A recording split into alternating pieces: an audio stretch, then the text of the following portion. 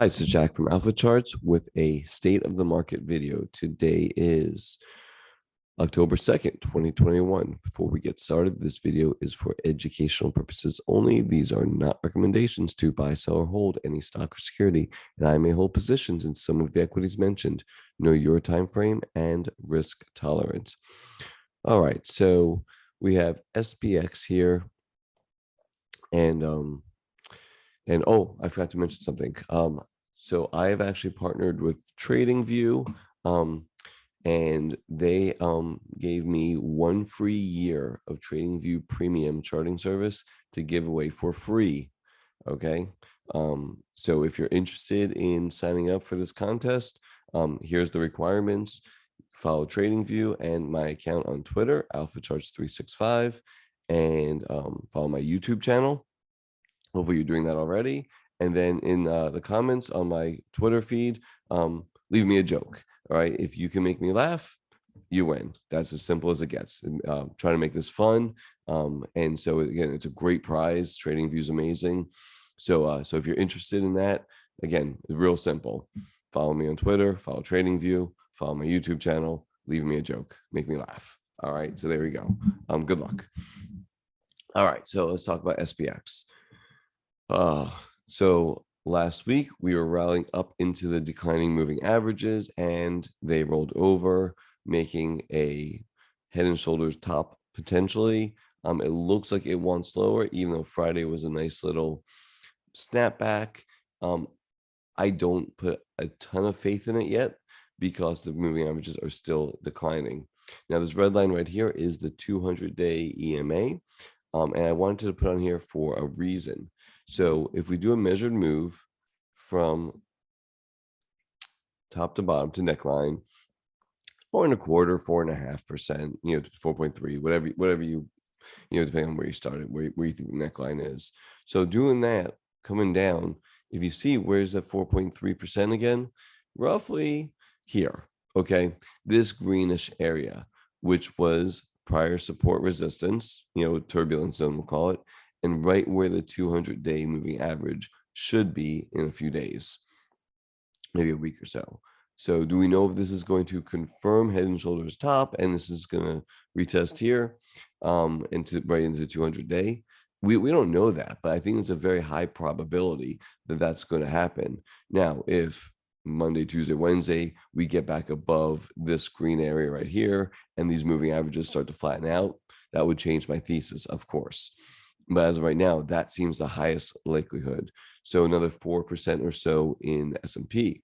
With that being said, it doesn't change the longer term trend, which is still higher, right? As long as it stays above the 200-day moving average and it holds, that would be the measured move. That would be an expectation for that the indexes will be going higher. Doesn't mean it's going to go straight up. It could chop around in here. Who knows what it's going to do if and when it gets down in this area. But I think that is a reasonable target, especially if somebody is short this market. I have a small short on right now. And so, yeah, so I would, if and when the market comes down here, that's where I would probably cover because it would make sense. All right, that's the S&P. Again, looking like it's trying to confirm the head and shoulders top. Again, I don't think this is a major top. This looks more like, a shakeout intermediate top. Here is Q's, same idea. Again, there's your snapback. Again, I guess these lows on this day are important at this point.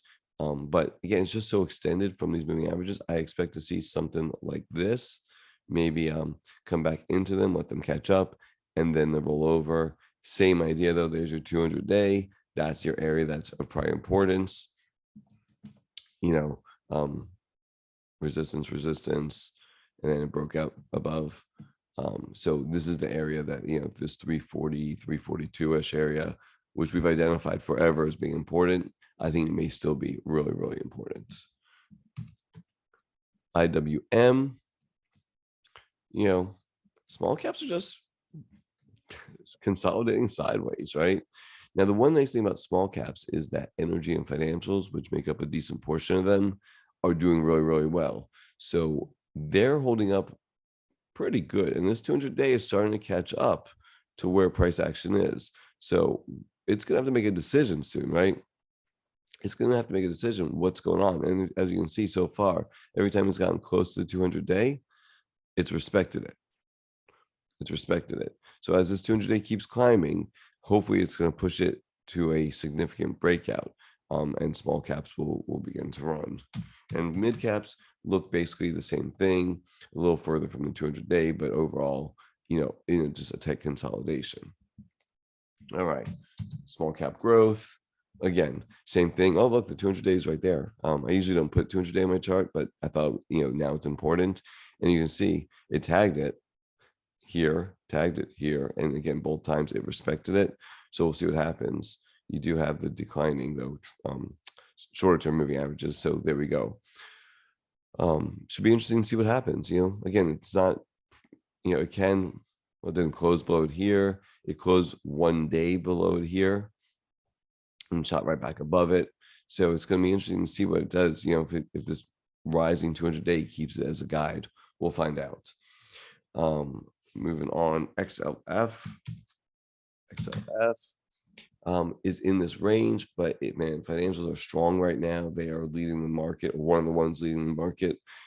And so my expectation is that this should break out sooner than later. And let's look at IYG, which is the big boys. Yeah, and that one, these are, Bank of America, JP Morgan, Goldman Sachs, American Express. I think Berkshire's in that.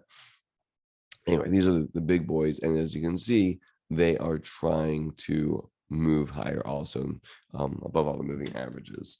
So XLF is looking pretty snazzy too. Again, so financials definitely participating, maybe leading. Let's look at SMH.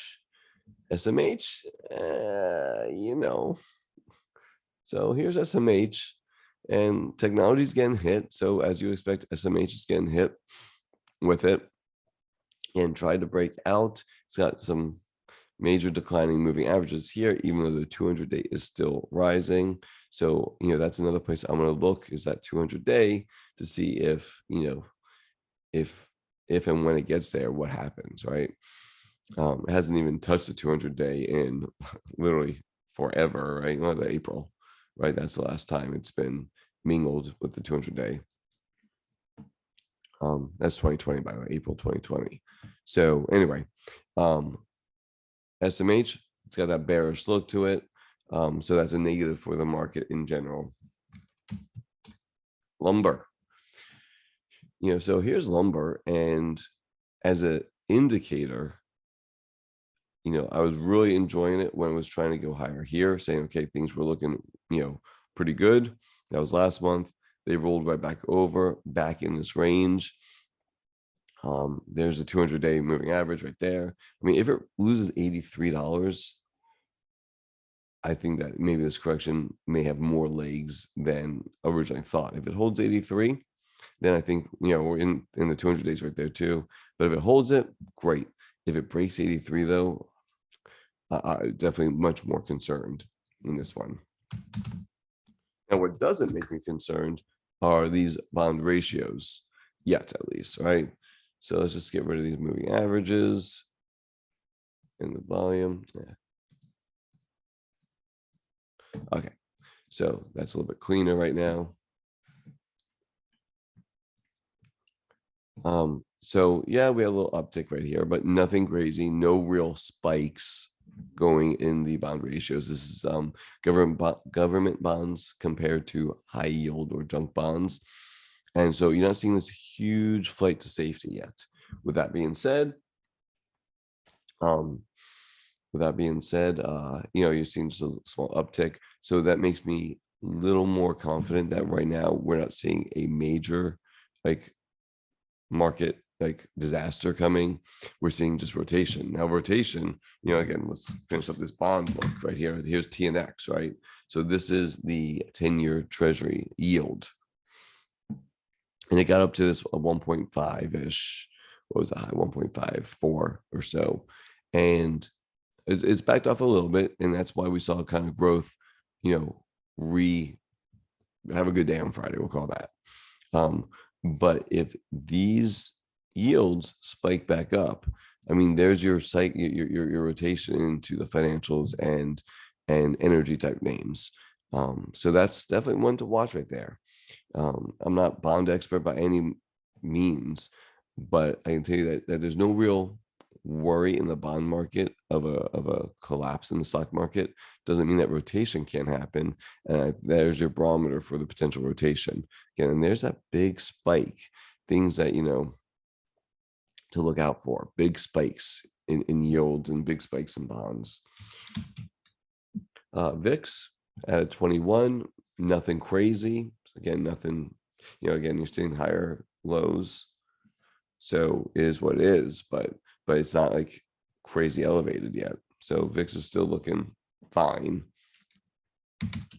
VIX in, same thing, nothing crazy, no gigantic spikes. Maybe this is some kind of bottom and we get some kind of spike, but we haven't yet.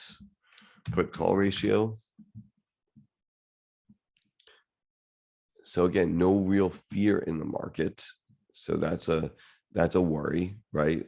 I mean, I would say all clear if we get something in this range up here, 1.3, 1.4, heck, 1.5, whatever, somewhere around there in this ratio. I'm sorry, not ratio, but the put call ratio. Yeah, ratio.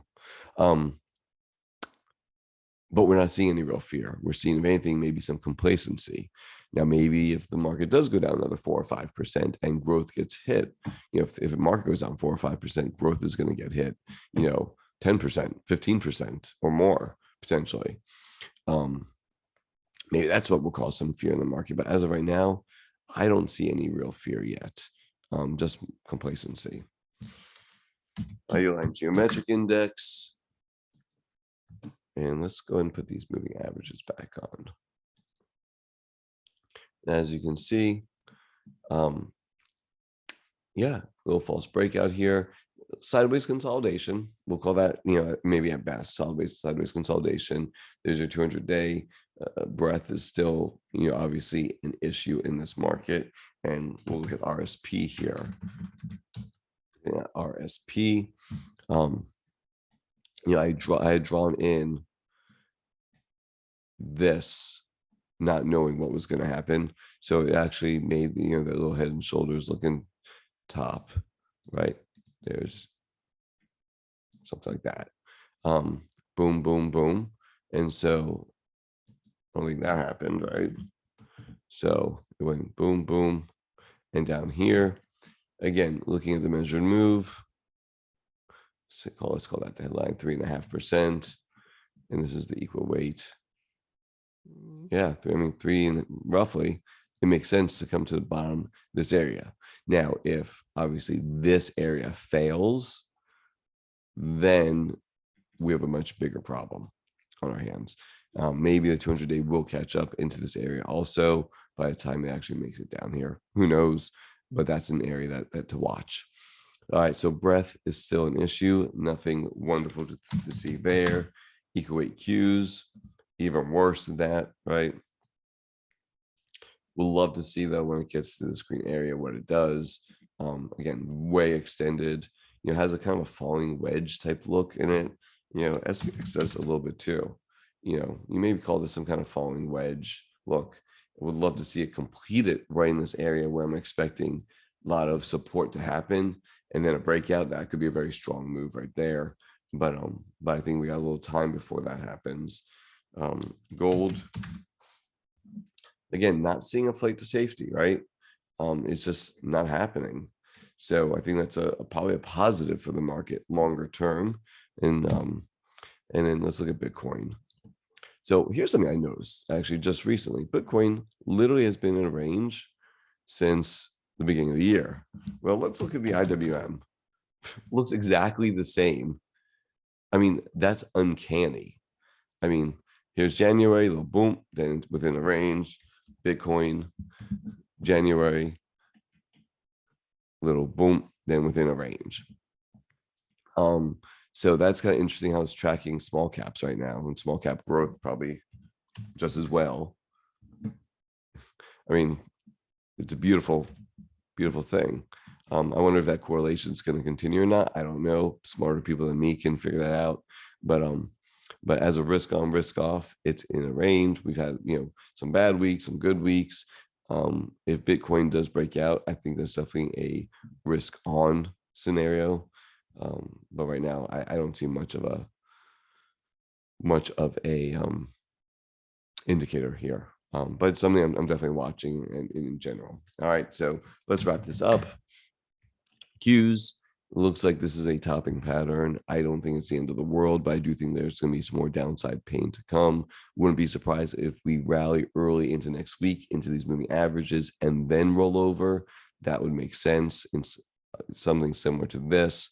I do look at this 342 on the Qs as an important area, and if it can do that, and then we get some kind of falling wedge type of action, something like this into the the 200-day moving average and the support area, that would be something that would really, really interest me and could break out there, could be very bullish for the markets. So longer term, I think right now it's fine. There's still some complacency. There's no fear. There's breath still sucks. So chances are there's going to be more down in the longer, in the short to intermediate term, even if we get a bounce on Monday or Tuesday into these moving averages. All right, so that's what I got for you guys today. Hope this helped. Don't forget, if you want to get in on this, again, the free 1 year of Trading View premium, right? That's their best charting service. By this Sunday, 10/3/21, follow Trading View on Twitter, follow my account on Twitter, follow me on YouTube, tell me a joke, make me laugh, you win. It's really that simple, okay? Good luck, everybody. Take care.